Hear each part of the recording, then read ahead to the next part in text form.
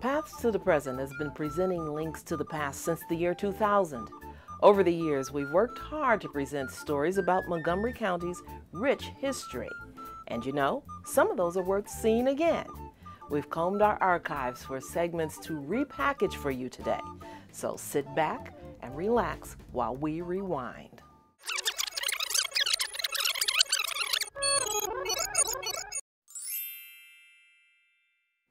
Hi, I'm Gail Street. In the summer of 2003, Glen Echo Park celebrated a renaissance. That was when the beloved Spanish ballroom was officially reopened. 1, 2, 3. Citizens and dignitaries have gathered to celebrate the grand reopening of this glorious Spanish colonial revival-style building. Its Art Deco interior now sparkles anew, breathing fresh life into this place that means so much to so many. This rewind dates to 2003 when Glen Echo celebrated the reopening of their ballroom. 1 year prior, the Glen Echo Park Partnership for Arts and Culture was established, the nonprofit charged with managing the park's programs and facilities. Now poised to celebrate their 10th year anniversary, Glen Echo Park is thriving. With 450,000 attendees and growing, Glen Echo Park presents something for everyone. People come from all over to dance, see a play, take a class, visit a gallery, or just take in the historic buildings and ride the carousel. From weekend festivals to week-long summer camps, the Glen Echo Partnership makes it possible for visual and performing artists to create, share, and teach their craft. The National Park Service continues to offer interpretive tours from their new visitor center in the Candy Corner, all in an effort to keep this park's heritage alive. Glen Echo Amusement Park was the destination for millions from when it first opened in 1898 until it closed in 1968. But the reason there was a park there at all is thanks to the network of electric streetcars that radiated from the District of Columbia into Montgomery County. One of the reasons Glen Echo developed at all was the electric streetcar lines that were being extended into Montgomery County from Washington, D.C. We visited the National Capitol Trolley Museum to find out what the ride out to Glen Echo might have been like. Volunteer G. Wells Drumright explains. Most of the cars were small four-wheel cars, a rigid frame, not particularly quiet, not particularly soft ride, but they got there.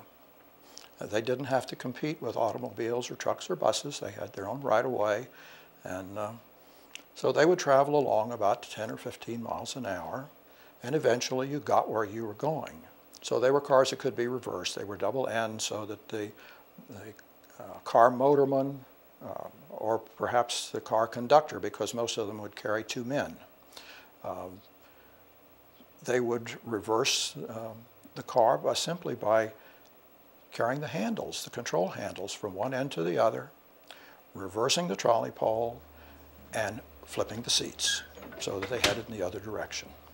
At the turn of the 20th century, developers were creating attractions at the ends of many Montgomery County streetcar lines.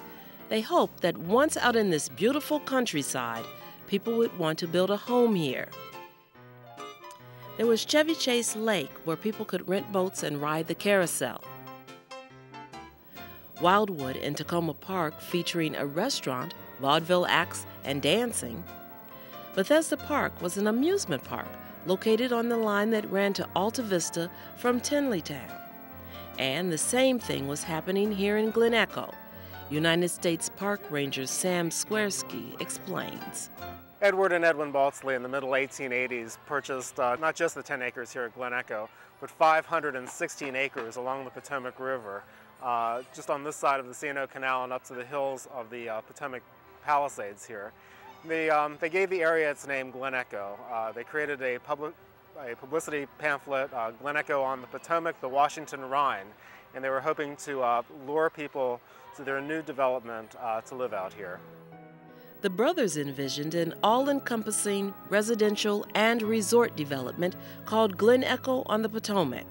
In 1890, this elaborate wooden hotel and restaurant opened. Sadly, it burned down only 4 months later. Around this same time, the Chautauqua movement was becoming popular, and the Balsleys sought to open a center here at Glen Echo. Today, very few Americans know about Chautauqua, but in the late 19th century, millions of Americans were involved in the Chautauqua movement. Glen Echo itself was the 53rd permanent Chautauqua institution in America. The idea was to have a mass movement where the common man could attend an educational institution. A little bit like an open university, where for a small amount of money, here at Glen Echo it was a quarter, you got entrance into the best that civilization had to offer. There would be lectures, seminars, classes in philosophy and science. There would be concerts and operas, all for the common man. The Balsley brothers worked quickly, building this tower structure that served as an entranceway. They also built this 6,000-seat amphitheater, complete with an organ that was powered by the nearby Minnehaha Creek. Work was barely finished on opening day. On June 16th of 1891, Glen Echo opened with citywide and national acclaim as the largest Chautauqua in the area. Among the performers were John Philip Sousa and his orchestra, and speakers from all around the world. The first week, over 4,000 people showed up, and it was a cultural phenomenon. But it didn't last. The Glen Echo Chautauqua was very successful for 1 year here, but in the fall of 1891, a rumor was spread that malaria existed in the Potomac, in this part of the Potomac Valley. And when the Balsleys tried to open up the Chautauqua in 1892, nobody showed up. And that was the end of this noble educational experiment here along the Potomac River. The land was pretty much idle for the next 6 years. In 1898, the first amusement park opened here on the site, and there were concerts and dancing, a shooting gallery, and a small carousel, along with some other small attractions. Just like amusement parks today, the Glen Echo Amusement Park was a different experience as you came through over the years. We have postcards from 1903 that show a Ferris wheel at Glen Echo with beautiful views of the Potomac Valley. But some years there were Ferris wheels, other times not. Over the course of the 70 years, there must have been at least 10 roller coasters here at the park. So when people come back remembering Glen Echo of their day, they aren't necessarily remembering the Glen Echo that was there 10 years earlier. But you can count on there having been something sweet to eat, a thrill or two to experience on the rides, a chance to win a game at one of the arcade concessions, and a lot of smiles, a lot of music here at the park. For 70 years, this was the biggest amusement park in Washington that many Washingtonians really enjoyed, but not all. Glen Echo Park, like many institutions of that era, was whites only. People of color were denied entry until 1961. Inspired by the words of the Reverend Dr. Martin Luther King, a group of Howard University Divinity School students and SNCC, the Student Nonviolent Coordinating Committee, held pickets during the summer of 1960 at all the park entrances to protest the long history of segregation here at Glen Echo Amusement Park. Those protests were joined by many of the residents of neighboring Bannockburn and the other areas around the park, and supported by Montgomery County. The County Department of Recreation refused to send school children to the Crystal Pool to learn to swim here because the park was segregated. After a year of demonstrations, the park managers, at that point it was owned privately, opened this park to all Americans. In 1968, due to dwindling attendance and rising land values, Glen Echo Park closed down. The Glen Echo streetcar, the only one remaining in Montgomery County, also closed that same year. In 1970, thanks to pressure from the community to keep it from being developed, the land was turned over to the National Park Service. Since then, the park has hosted an arts program that harkens back to its early Chautauqua days. Hey, Chief! Signs of the old amusement park are everywhere. There's the bumper car pavilion, the cuddle up, and the arcades, all of which are used in arts programming today. The Denzel Carousel is the only ride that still operates. Max Hurley has been at the helm since 1978. This carousel was installed in 1921. It came from the Denzel Carousel Company.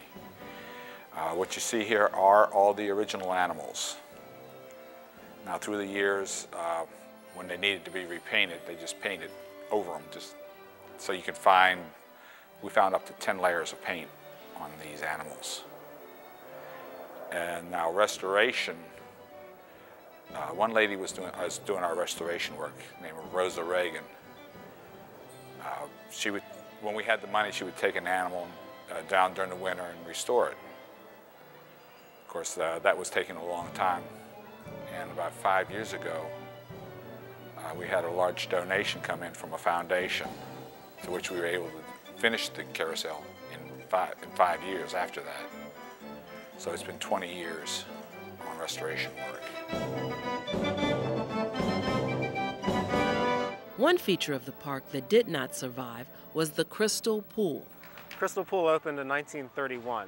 During the midst of the Great Depression, the stock market has crashed. Many families have lost their life savings when the banks close. So many people have lost their jobs.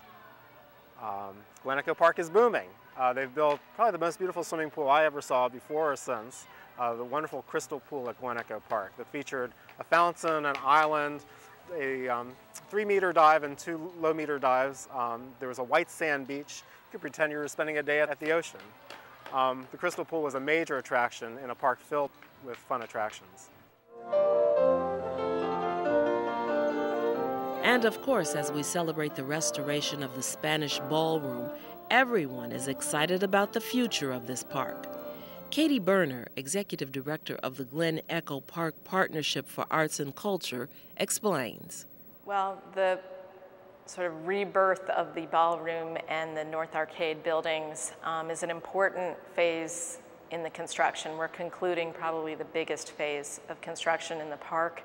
And for those that have lived in the community like I have, they've seen these buildings dilapidated, ready to fall down, with arts groups struggling to present their programs in these facilities, and the Park Service doing their best to maintain these buildings. But now we're here in the present day where we have very durable, fantastic new buildings to conduct our programs and to welcome the public. So it's an incredible resource and asset for the community in terms of the programs that we can present and the activities that can take place in Glen Echo Park with a safe, secure, sound environment that's appropriate for the programs.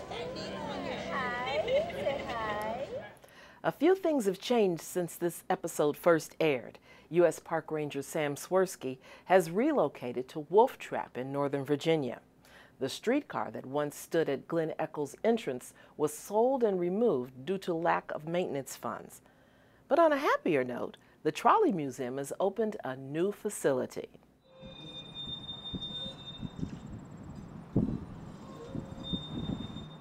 Well, that's it for this show. I'm Gail Street. See you next time.